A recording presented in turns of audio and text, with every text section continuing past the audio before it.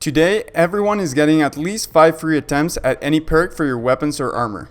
So what perks should you be going for? Yo, what's up guys, I'm Charis and welcome to a new video. Today we're going to be talking about the Guardian's Gift and all of the perks that you can receive from it.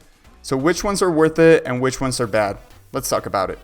Because of the recent logging lockout, they're giving every player a Guardian's Gift as compensation. The charges on it depend on how affected you were by the lockout.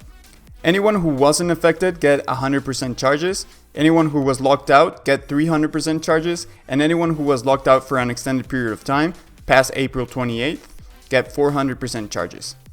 The Guardian's Gift can be activated to grant you a wish of your choice. Each wish has a charge cost, and once you deplete your charges, you are all out of wishes. There are a total of 8 different choices with varying charge costs to pick from. To start off, we have the Entrepreneur's Wish.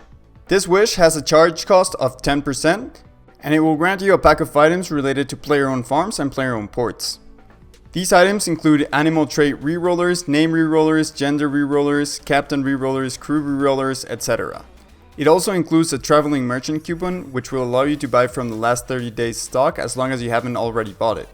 Next up, we have the Warrior's Wish, which will grant you a pack of combat-related items. This wish has a charge cost of 10%, and it includes an Aura and Sign of Life refresh, along with a Soul Reaper refresh, which will allow you to do another Reaper task, and an Atom Protection contract, which will pretty much grant you a free death. Next up, we have the Wrangler's Wish, which also costs 10%. This allows the animals in a specified pen to breed immediately and have an extra 40 to 80% chance to breed another time. This is one of the worst ones in my opinion.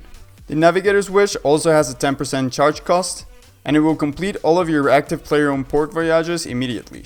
This one isn't very good either, but I guess if you're going for comp or trying to progress through your player-owned ports, this could be useful. It also doesn't guarantee that those voyages will be successful, so just be careful with that. The Archaeologist's Wish will complete your active archaeology research immediately, which once again is not very good. The Wanderer's Wish is a little bit more useful. It will allow you to reset a daily, weekly, or monthly D&D of your choice. You can do this at a charge cost of 1% for a daily, 5% for a weekly, or 20% for a monthly. The list of D&Ds that you can reset is the same as your regular tokens. The only difference is that this one doesn't have a cap.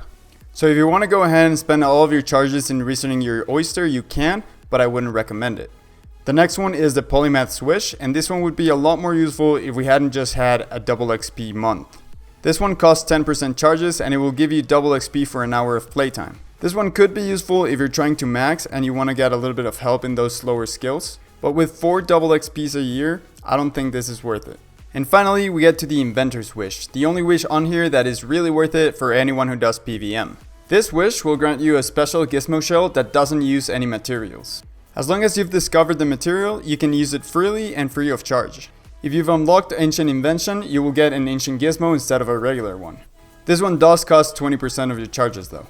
This means if you weren't affected by the lockout at all, you get 5 attempts at any perk in the game. And there are some pretty expensive perks, let me tell you that. So which perk should you be using your gizmo on? Well, let's take a look. The first perk that we're going to be looking at is Aftershock 4 Equilibrium 2. This is the best perk to have on all of your offense and two-handed weapons. It requires 6 Illegenkan components and 3 Time Worn. This comes out to be around 60 million per attempt. At 120 invention, you have about 30% chance to get this perk, which means you're saving about 180 mil for every successful attempt. Since you're going to be putting this in every offhand and two-handed weapon, this is very clearly the best perk to make using these gizmos. I am going to give you a few other options though. The next one is Biting 4, and this one requires 7 Noxious components. To get Noxious components, you do have to disassemble a Noxious weapon, although you do get 20 components when disassembling the weapon at level 9 or above. This puts Noxious components at a price of 7.6 mil, so it will cost you 53.2 mil per attempt. But this perk does have a much higher chance of success at 86%. This means you're only saving about 60 mil for every successful attempt. If you pair this perk with something like Mobile or Demon Slayer or Dragon Slayer, you could be saving a little bit more money, so it could be a little bit more worth it to use the gizmos on this perk. Finally, we have the perk that you want to have on all of your main hands and two-handed weapons as well, and that is Precise 6 and Ruthless 1. This one is a lot cheaper since it only requires Armadale components and it requires 7 of them, costing 17.5 mil per attempt. The chance of actually getting this perk is a lot lower at about 40% at 120 invention, so you're saving 43.75 mil per successful attempt. anyways guys, that's gonna be it for this video. I do hope you enjoyed. If you did, make sure you leave a like and subscribe to the channel for more content like this. You can also support the channel by joining as a member and getting some perks like Road to Golden Reaper sneak peeks and early access to videos.